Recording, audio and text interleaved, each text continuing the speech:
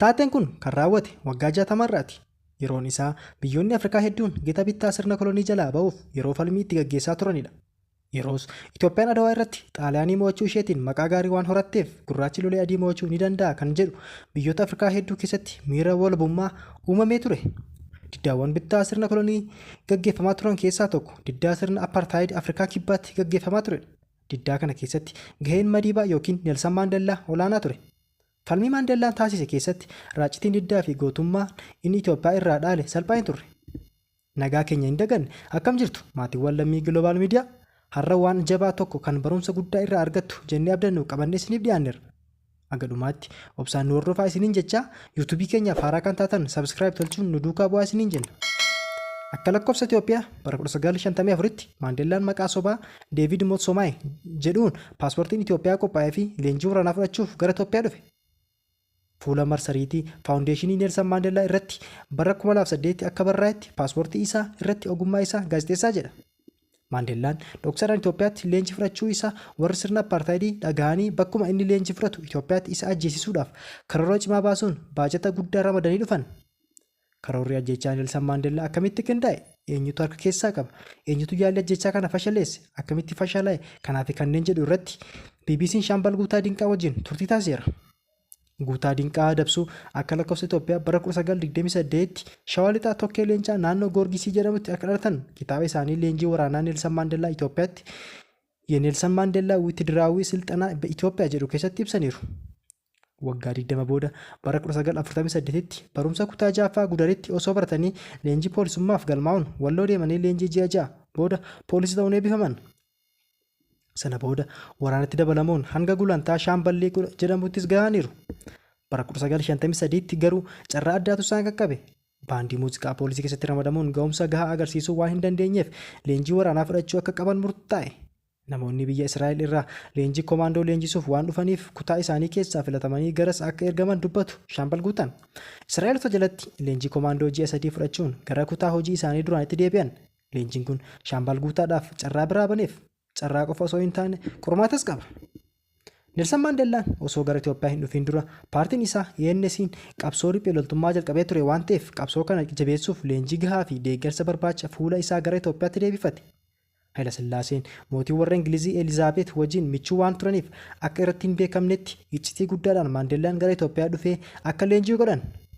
Kanaaf ammoo Jeneraal Taaddasaa waamanii eegduu nama lamaa fi nama leenjii Maandeellaaf kennu lamaa fi iddoo namni biraa hin argine akka qophaa'uuf itti himan jedhu Shaambal Guutaa Dinqaa. Guyyaa tokko karaa ajajaa isaanii ergaan hatattamaan biirootti barbaadamta jedhu Shaambal Guutaan qaqqabe. Isaanis osoo hin barfatiin gaafa biiroo dhaqan ajajaa dhibbaa fi qaduuwwan dhimmuu fi ajajaa 50 dabbabaa asheetee achi jiru. Akka seera waraanaatti nagaa gaafatanii osuma ajaja kennamuuf eegaa jiranii Jeneraal Taaddasaa biroo dhufan. Jeneraal Taaddasaan kana booda itti gaafatamummaa guddaa iccitii cimaa gaafatuuf fudhachuuf jirtu. Keessummaan guddaan tokko biyya keenya dhufee jira. Kaampii kana keessatti bakka namni kamuu isa hin arginetti iddoo kennameefii jira. Isin immoo eegumsi isaa imaanaa guddaa wajjin isinitti kennameera nuun jedhan jechuun guyyaa sana yaadatu. Bifa kanaan koloneel Fiqaaduu Waakkannee yeroo sana ajajaa dhibbaa kan ture leenjisaa Maandeellaa ajajaa dhibbaa fi qaduuwwan dhimmuu gargaaraa leenjisaa shofeeraa fi turjumaana Maandeellaa ta'anii ramadaman. Shaambal Guutaan Dinqaa fi ajajaa 50 dabbabaa asheetee ammoo wal jijjiiranii dhokatanii Maandeellaan osoo isaan irratti hin bariin akka isa eeganiif Jeneraal Taaddasaan hunda isaaniif itti gaafatamummaa akka qoodaniif dubbatu Shaambal Guutaan. Borumtaa isaa Jeneraal Taaddasaan konkolaataa ofii isaaniitiin Maandeellaa fidanii Makonoonichi kilabii kolfee Faxinoo Diraashitti fidanii dhufan jedhu. Maandeellaan leenjii waraanaa fudhachuuf dhoksaadhaan Itoophiyaa akka jiru warri sirna apartaayidii dhagahan. Abjuu inni biyya isaa bilisa baasuuf qabu karaatti hambisuuf horii guddaa fi karoora iccitii cimaa qopheessan. Innis Maandeellaa kutaa inni rafee jirutti eegduun isaa hudhee akka ajjeesuuf horiin bituudha. Kanaaf ammoo ija isaanii Shaambal Guutaa Dinqaa irra kaa'atan. Shaambal Guutaa tole jechiisuuf ammoo horii gahaa ramadaniiru. Biyya Awurooppaa bakka barbaade filatee akka jiraatus waan yeroo sana ta'e akkanatti seenessu Shaambal Guutaan. Yeroo ji'a 3f Israa'eloonni dhufanii komaandoo nu leenjisan sana gurbaan Abrahaam jedhamu Eertiraa irraa kan dhufe hiriyaan kiyya ture. Wajjin leenjine waan ta'eef baay'ee wal jaallanna. Edaa inni leenjii haa dhufu malee Shaabiyaadhaaf basaasaa ture. Maandeellaan as jiraachuu isaa fi akkan eegduu isaa ta'e karaa ta'een bareera jechuun waan waggaa 60 dura ta'e akka har'aatti yaadatu. Shaambal Guutaan akka jedhanitti hiriyaan isaanii Abrahaam guyyaa tokko laaqanaan si affeera jechuun guyyaa Maandeellaa eeguun dabaree isaanii hin taane piyaasaa hoteela Xaayituutti affeera. Abrahaam lammiilee biyya alaa lama tokko adii kan biraa gurraacha wajjin hoteelichatti eega. Sa'aatii wal beellamanitti Shaambal Guutaanis hoteelicha geenyaan Abrahaam lammiilee biyya alaa Maandeellaa ajjechiisuu dhufan wajjin wal barsiise. Nyaatanii erga dhuganii booda Abrahaam waan Shaambal Guutaa dugda kutu itti himuu eegala. Egaa Guutaa anii fi ati hiriyaadha. Waan hojii loltummaa dadhabsiisaa kana irraa nu furu yoon sitti hime ni fudhattaa jedhee gaafate.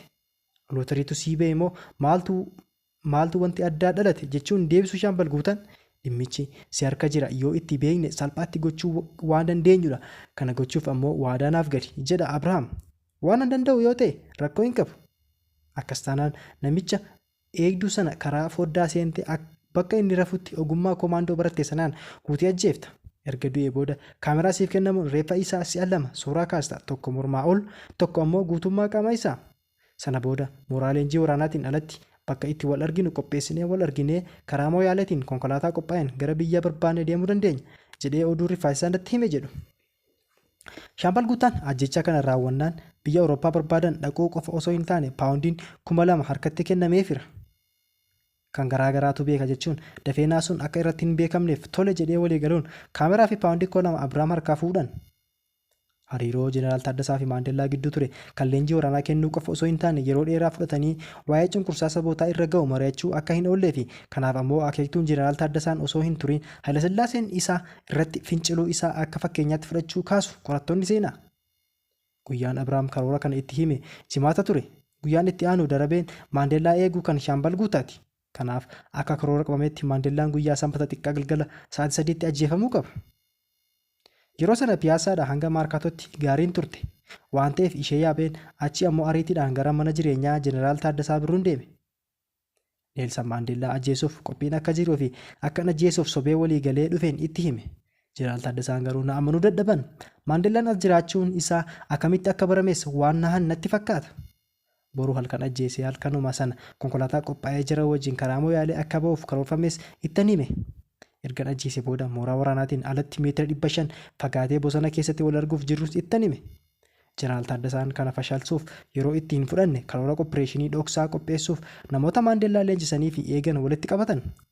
Hatattamaan dhaqee Fiqaaduu Wandimmuu fi Dabbabaa Asheetee akkan waamu natti himanii dhaqeen waame. Isaan gaafa dhufan waan ta'uuf jiru.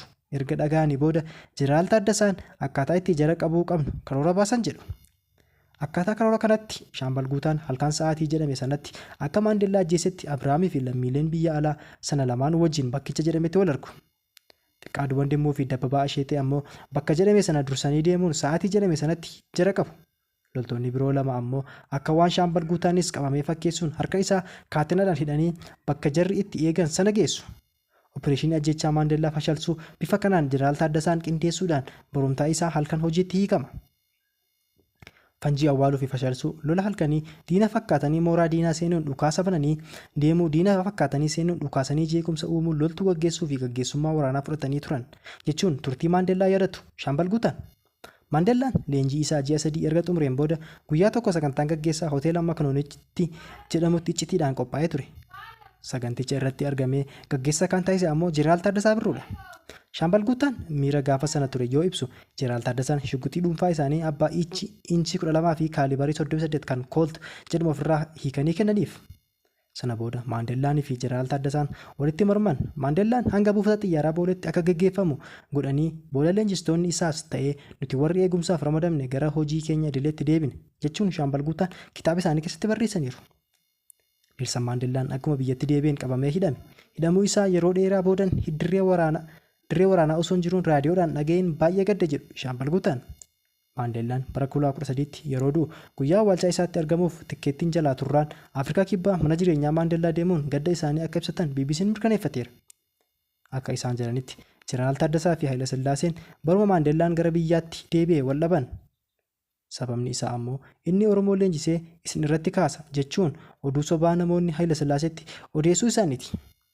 Shaambal Guutaa Dinqaa Shawaa Lixaatti dhalachuun hojii poolisummaa isaan akka lakkoofsa Itoophiyaa bara 1948 eegalan itti fufee humna ittisaatti dabalamuun hanga bara 1981tti soorama bahanitti gulantaa waraanaa garaagaraa keessatti lolchisaa turan.